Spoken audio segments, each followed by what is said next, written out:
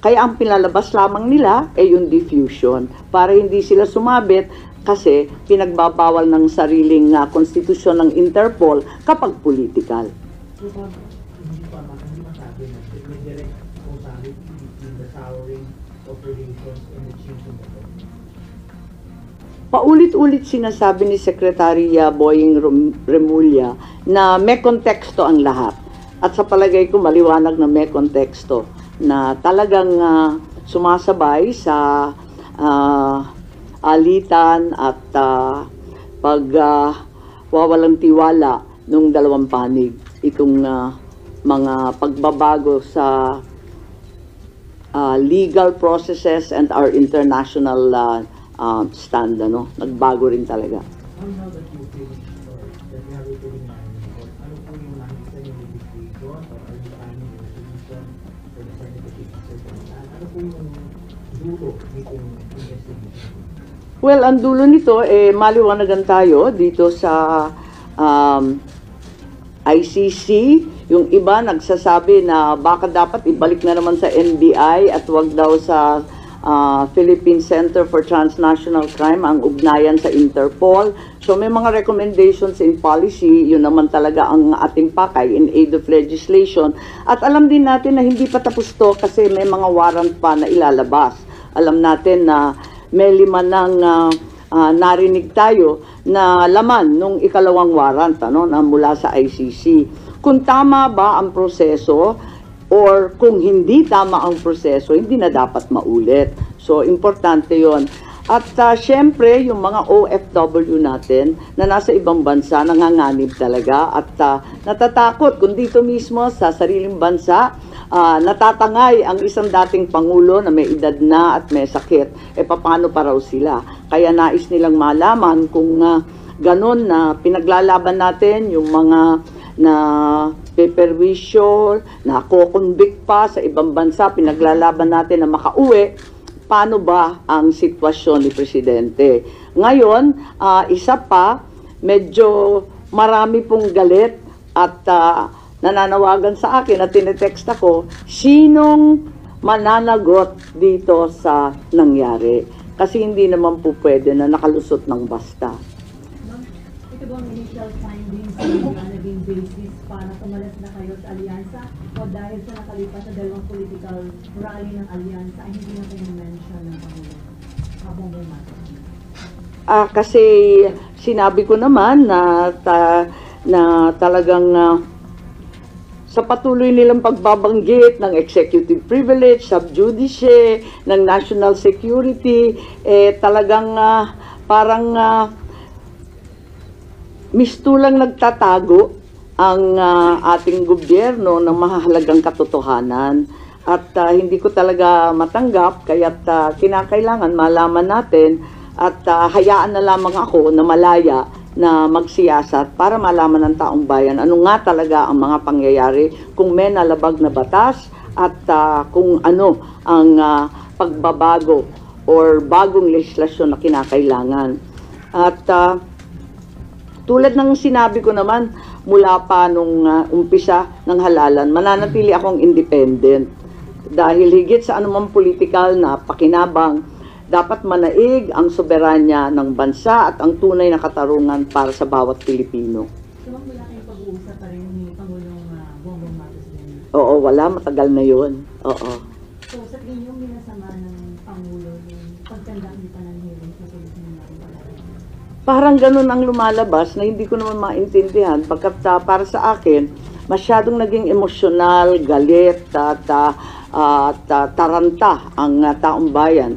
At nakita naman natin, naglabasan sa kalsada, nag-iiyakan, nagpo-protesta.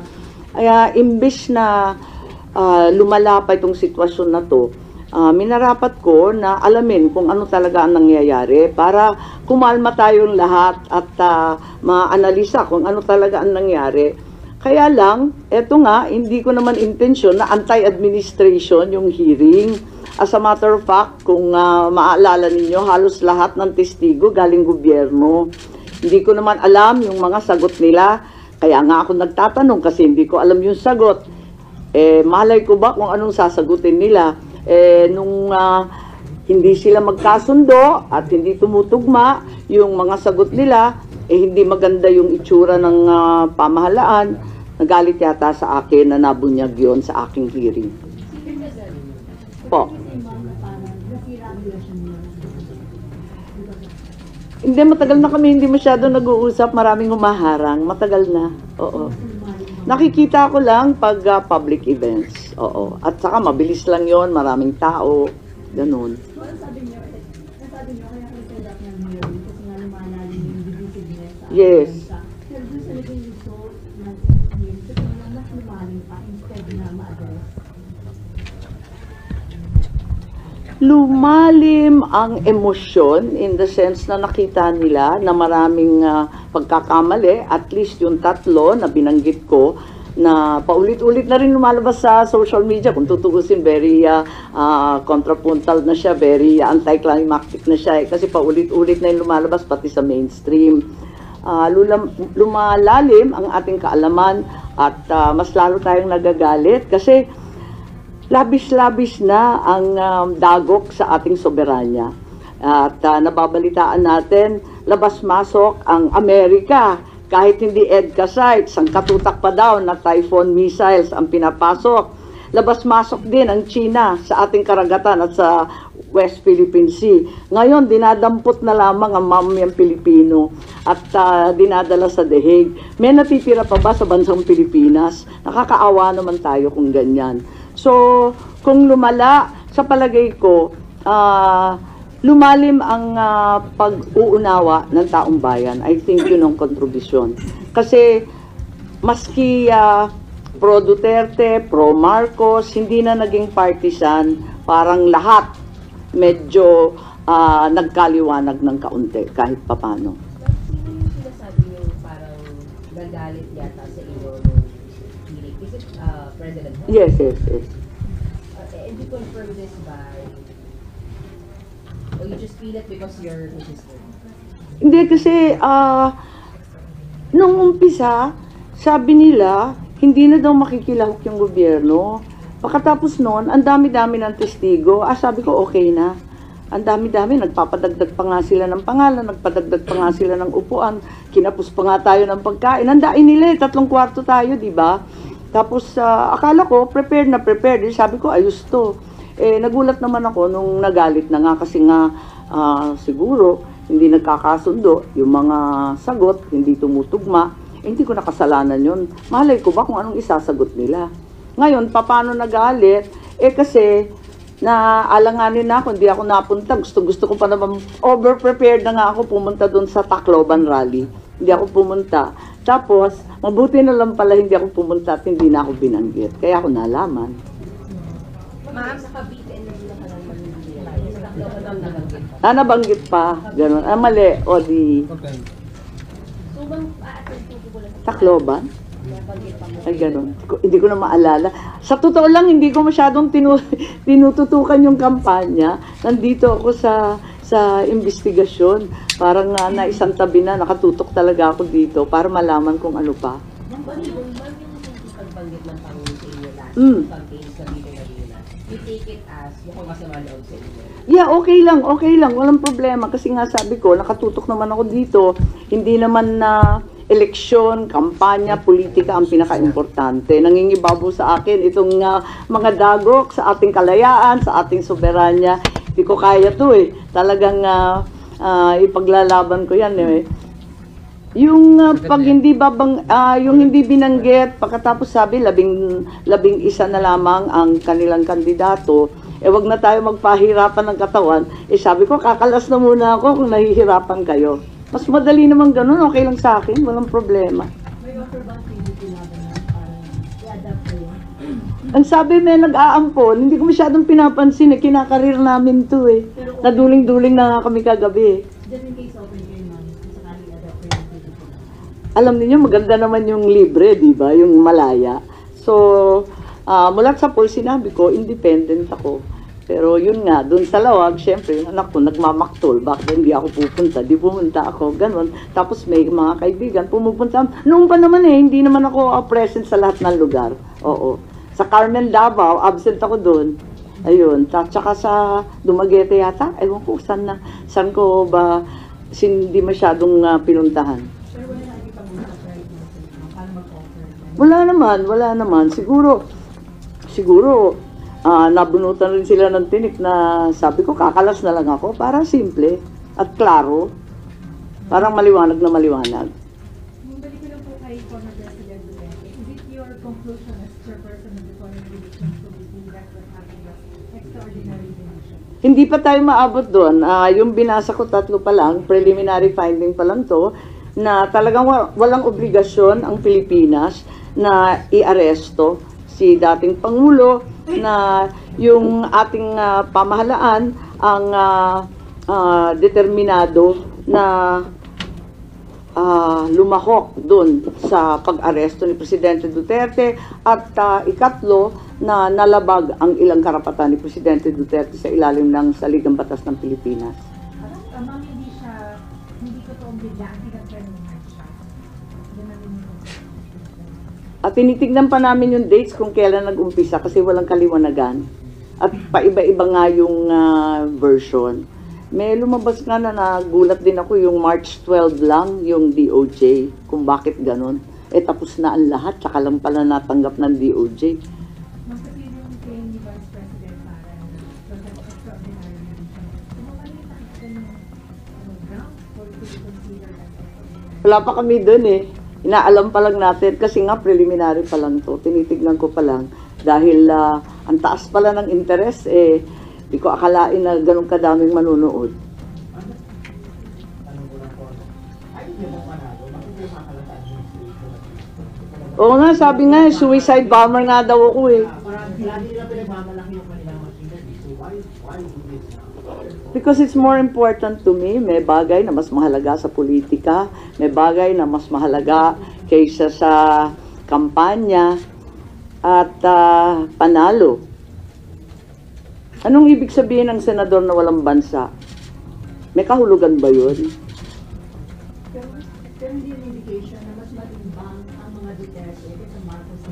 Palagay ko, lampas-lampas na to sa Duterte at Marcos. Ang pinag-uusapan na dito, yung soberanya ng ating bansa. Mabigat na to Ibang usapan na to, kung ano-ano nang dagok ang nangyayari. Eto nga, yung mga EDCA sites, yung mga Typhoon missiles, yung sagkatutak na banggaan, kuno, dyan sa West Philippine Sea. Ano lang matitira sa atin? Pati yung mamamayan, dinadampot na lamang at naging probinsya na tayo ng dahig.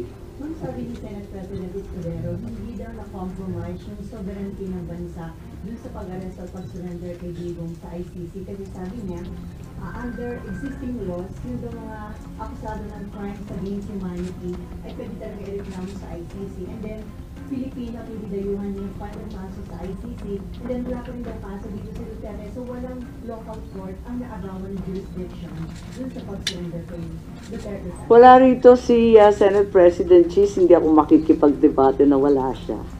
But hindi din kayo na na-compromise yung sovereignty. Yes, very clearly. So yung sabi mo, may mas mahalaga kaysa sa kampanya at panalo. So you're willing na matalo dahil sa pakikipaglaban nyo dito sa ICC arrest ni Pangulo? Hindi naman ako matatalo. May kandidato bang matatalo? Siyempre, lahat ng kandidato naniniwalang mananalo. Mas maraming Pilipinong nakikinig sa katotohanan kaysa sa kabulastugan. Kaya naninindigan ako na kinakailangan ipaglaban at tayuan. Ang mali ay mali, ang tama ay tama, ang batas ay dapat mangibabaw sa lahat. But you admit ba, or do you feel na naapektuhan yung kandidatura nyo dahil sa Baliktad yata. Ramdam ko baliktad. ano po yung nandun? Kasi maraming tao na hindi naman masasabing pro Duterte, hindi naman sasabihin na anti-Marcos, na nagalit sa pangyayari. And you feel that will help your candidacy, ma'am? Hindi ako nag-imbestiga para mangampanya, para sumikat. Labis-labis na nga yung sikat namin. Yung apelyido ko nakakasindak So you will not make it part of your campaign messaging or magiging campaign issue po itong for arrest? Hindi naman ako nag-imbestiga para magpasikat or ma-endorso or maging bahagi ng ibang partido. nag-imbestiga ako para malaman kung ano talaga ang nangyari at kung talagang nasunod ang batas ng Pilipinas, kung talagang kaya natin tayuan ang ating soberanya at kalayaan. So, may ipapakita ba kayo, sir, for kung sino yung dapat na nagot and anong violation? Yun nga, ang tinatanong ng lahat, sino daw kakasuhan. At yun pa ang inaalam natin. Kaya nga, maraming nagsasabi, bitin, dapat magka-second hearing. Sabi ko, basta makaproduce tayo ng testigo. Kasi kung hindi naman malaman at makatotohanan, ano naman uusapan natin? Maraming lihim. Ang maliwanag, malabo. Yun talaga, napakaliwanag sa lahat na ito. Maraming kinukuble, maraming pinagtatakpan, maraming hindi totoo, at marami tayong dapat siyasapin. But sa ganung level, ma'am, ng usapin, paano po yun? Cabinet Secretary level po ba yung dapat na nagot? Hindi ko alam. Tulad ninyo, alam ko lang ang report ko, at sa ngayon, hindi po maliwanag talaga. Ang daming loose ends, ang daming butas, ang daming malabo. Ano po kung lalaban ng second hearing po? If you get witnesses, then what will... Well, unang-una, magkaliwanagan dun sa sinasabi ng international law, hindi naman pagkaraniwang practice yan, hindi naman araw-araw na yan ang pinapractice ng abogado. Kinakailangan siguro yung ex-justice, yung mga framers ng konstitusyon, ang dating mga mambabatas. Hindi ko alam, or else yung mga expert din sa international law. Pagkatapos nun, yung iba pa. Maraming nagsusulat di ba? Pero pag nabasa mo yung pahayagan, parang hindi naman sila neutral, parang lahat may panig. Iniiwasan natin yon hanggat kaya. Pagkatapos noon, yun nga, yung katulad ng sinabi ko kanina, yung mga OFW, gusto malaman kung talagang maipagtatanggol ba natin sila. Eto na nga, dito sa Pilipinas, paano pa daw sila nagkakayod at naghahanap buhay sa ibang bansa. Kayang-kaya silang kunin. At saka yung mga nakakulong, makakauwi pa daw sila. Paano ba? Tapos, yun nga, sino mananagot? Maraming tanong pa rin talaga. Nung nang na-elect si Bongbong as president, sabi nyo, ito yung chance to redeem yung pangalan ng mga Marcos. Considering dito sa issue sa pagka-arrest ko kay dating Pangulo. Nalilito ba? O sabihin mo na Well, nanghihinayang ako, hindi lamang para sa pamilya namin, kundi para sa ating kasaysayan, no? Kasi nagumpisa sa amin nung EDSA, pagkatapos noon, di ba, nakulong din si Presidente ERAP, si Presidente GMA, nahinto lang kay Presidente Duterte. Eto na naman, naaresto na naman. Umpisa na naman ba natin itong siklo ng paghihiganti, ng balikan, kapag wala ka na sa kapangyarihan, babanatan. Parang ako'y naaawa sa Pilipinas. Kung ganito na lang tayo, paano pa tayo uunlad? But you're still hoping na matapos si Bongbong Marcos yung Siyempre, oo. Pero ang dami ng problema talaga. Yung yung banatang na sinasabi, hindi naman nagsimula yung banat galing sa dating presidente kasi started yung nasa timeline din yung sinimulan yung banatang si Pangulong Bongbong Marcos. Tignan natin ang maigi kasi naaalala ko, andito ba yung kode ko? Meron rin kasi nag-umpisa yung kay VP Sara. Kasi nag-umpisa yung kay VP Sara noong July 2023. Hindi ako abogado ni VP ha, pero tinitignan ko lang yung date, nandyan sa timeline. Can we please go to 5 July 2023? Ayun. Parang nag-umpisa, doon nag-umpisa sa July, nung umarap sa Kongreso. At yung confidential fund na dinidikdik, uminit ng September, October, ayun. At parang tulad ng sino mang ama, nagalit na siguro si Presidente Duterte. At nung 28 January 2024, ayun na.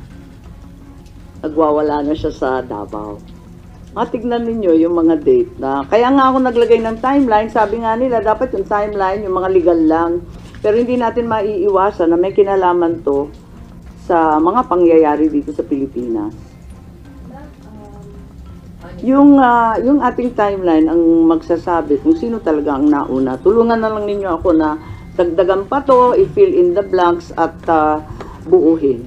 Yes. Ma'am, do you fear na yung nangyari kay dating Pangulong Duterte, posibleng mangyari din sa pamilya nyo na ma-ICC din kayo once you're not in power anymore? Kasi nangyari sa dating presidente. Yun na nga ang sinasabi ko na nakakahiya itong nangyari. Apakalungkot natin bilang Pilipino para tayong failed state. Hindi naman siguro, andyan pa rin ang ating mga husgado, magagaling ang ating huwes at abogado. Bakit naman tayo nauwi sa ganito? At tulad ng sinabi mo, kung nangyari minsan, pwedeng maulit. You fear, you worry na baka mangyari din sa inyo, ma'am? O hindi na Pangulo yung kapatid? I think it's speculative. Fear is hard to express at this point. Nung si JP, may warning dun sa mga OFWs na yun daw makikinig dun sa panawagan ng zero remittance kasi pwede daw yung Congress i-cancel or suspend yung mga tax exemption or tax incentives na binibigay sa kanila. Nakita ko nga maintang ulo nila kay Johnny.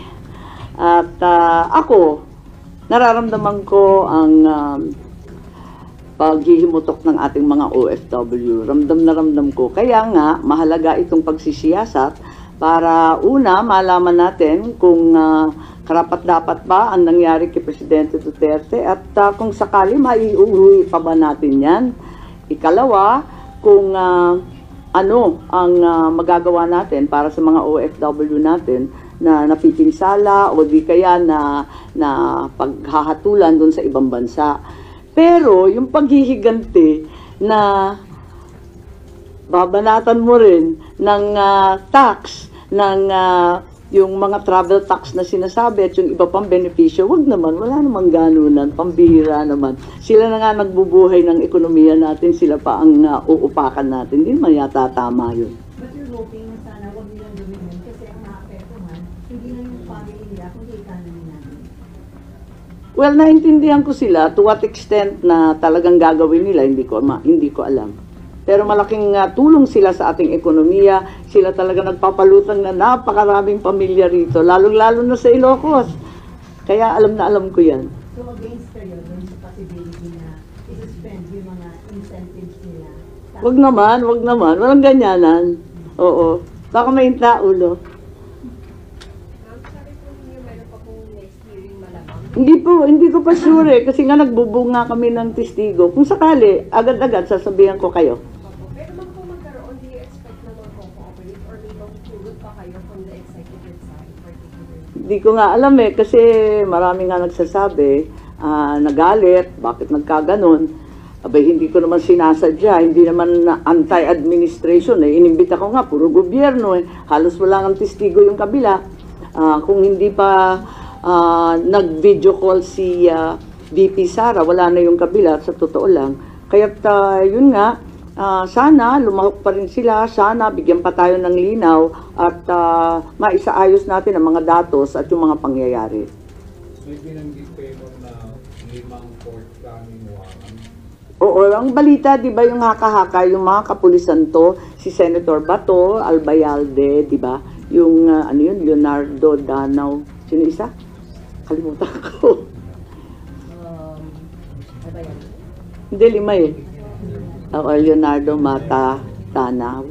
O, tama, 5. And then Bato, oo. Ang alam ko, 5 nandun sa warrant. Pero, chismis lang yun, hindi pa lumalabas.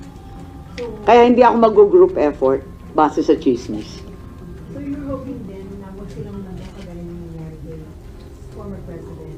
Isa pa yon, yun nga ang isang dahilan na si Senator Bato nagpaabot na gusto rin niyang lumahok sa hearing at kung sakali may second hearing. Sabi ko, hindi pa sure. At abala ang lahat kung ito ang nangyari sa dating Pangulo, anong mangyayari sa mga kapulisan at sa pangkaraniwan tao kung madali sila ng iba't iba pang warrant. Kasi alam natin na hindi naman ito nag-iisa kundi tuloy-tuloy. Kung you agree with opinions, for example, ni Senator Bento, na medyo late na yung hearing kasi nandun na si former president sa Netherlands, nag-late na yung hearing. Well, sinagot ko na rin yan. Naintindihan ko naman si Senator Bongo, malapit na malapit siya sa ating Pangulo at matindi ang kanyang dinadamdam, ano. Pero para sa akin, sa hinaba ng panahon na nawala yung tatay ko sa ating bayan, nakikita ko na kailangan wag susuko. Dapat ipaglaban pa rin kahit ilang taon yan. Hindi namin nauwi yung tatay kong buhay. Sana ito naman matagumpay tayo, maiuwi si Presidente Duterte.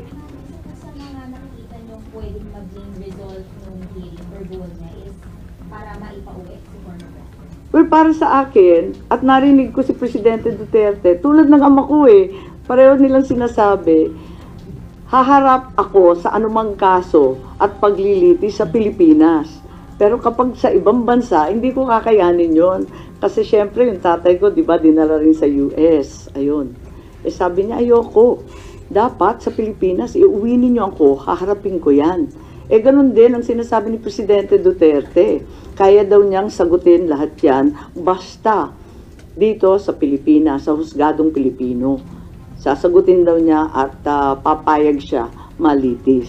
Pero ano po yung nakikita niyong way na magagawa po ng Senate Committee on Foreign Relations or ng Senado para mangyari yun kung mapauwi siya?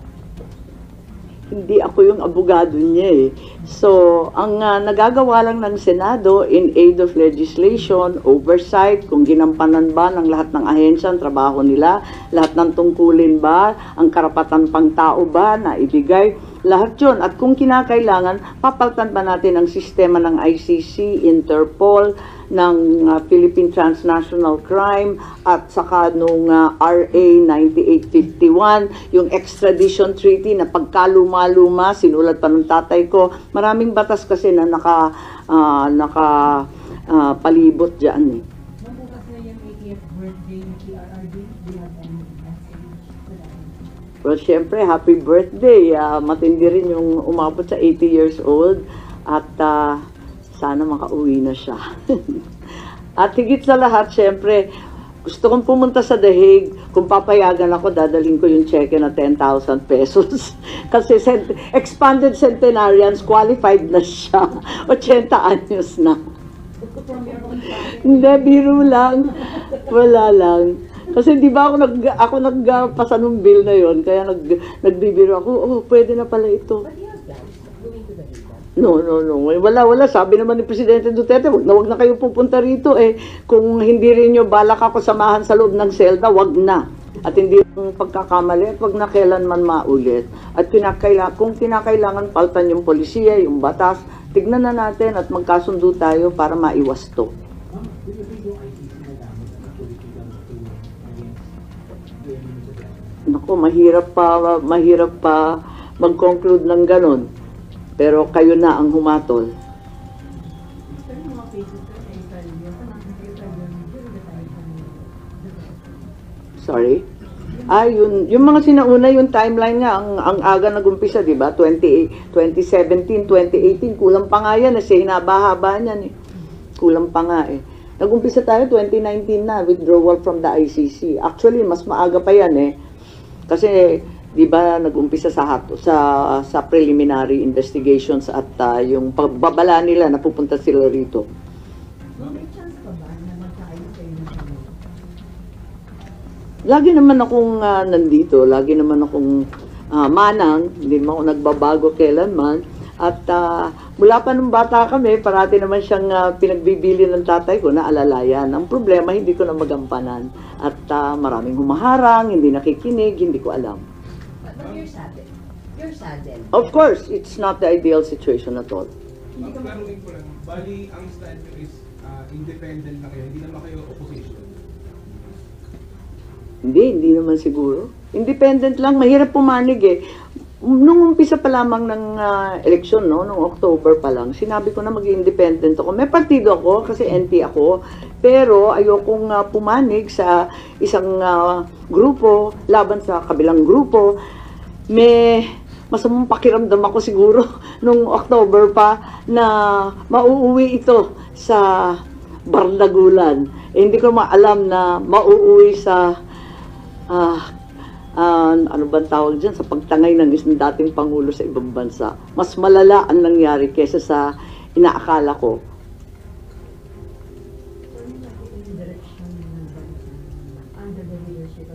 Kinakabahan ako.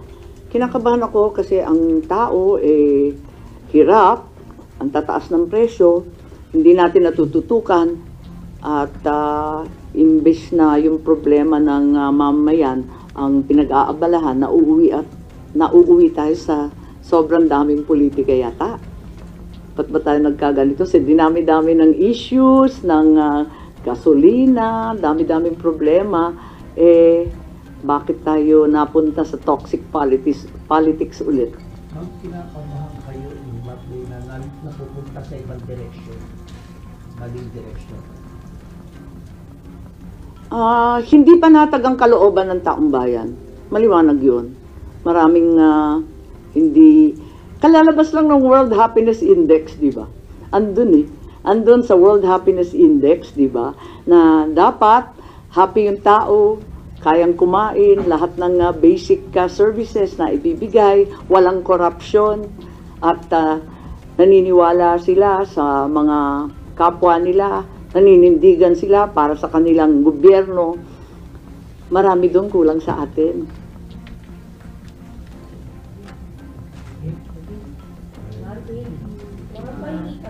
Oo nga Zero. May kopya, no? I think you have copies. Bibigay ka lang. Yeah. Ha? You have the ba? Okay. I think you have a link.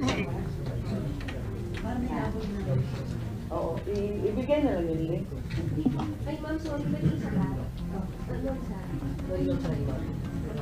Ma'am, yung sa ano, pagdalas ko sa alyansa, hindi ba mas lalong maiinis si Pangulo kasi syempre, admin slave yun siya buo-ulo. Kaya kapatid niya kumalas. Okay lang kasi palagay ko, sila rin nahihirapan. Pag hindi ako sisipot, tapos na-announce na nila na 11 lang, tapos hindi na binabanggit yung pangalan ko, para wag nang nag-aalanganin. Mas klaro, di ba? Alam mo naman ako, in your face. Hindi ko nga alam kung paano ako naging politiko, masyado akong prangka. Okay kayo kung ipalitin si Kiko Pangilinan sa may mga ganun din sila baka. Oo nga, nakita ko nga, pero ang alam ko, yung alam din ninyo, yung nabasa ninyo, yun din lang ang nabasa ko, yung Kiko Bomb, pinagpalit sa amin ni Camille. Yun ang nabasa ko, hindi ko alam kung totoo o hindi, pero maraming haka-haka. Baka yun naman, Kung meron na kayong napag-usapan ni Bong Camille na baka gusto wala. Actually, I saw her dad yesterday. Wala namang binanggit. Tinatanong ko, may direktiba ba ang NP? Sabi nila, wala. Yung NP kasi, chill kasi na, na partido. Hindi masyadong nakikialam. So, hindi pa kami nag-uusap ni Camille. Pero ang sabi sa dyaryo, sumipot daw si Camille doon sa meeting ng 24 ba yun?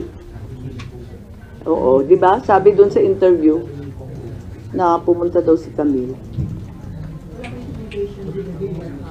Pero tinatanong ko kung may direktiba, hindi, sabi niya, yung paniniwala mo, yung paninindigan mo, ganun naman kasi sa NP. Kasi iba-iba din yung mga lokal, marami kaming lokal marami kaming congressman, mayor, governor, iba-iba naman yung kanilang stand, kaya hindi masyadong pinapakialaman.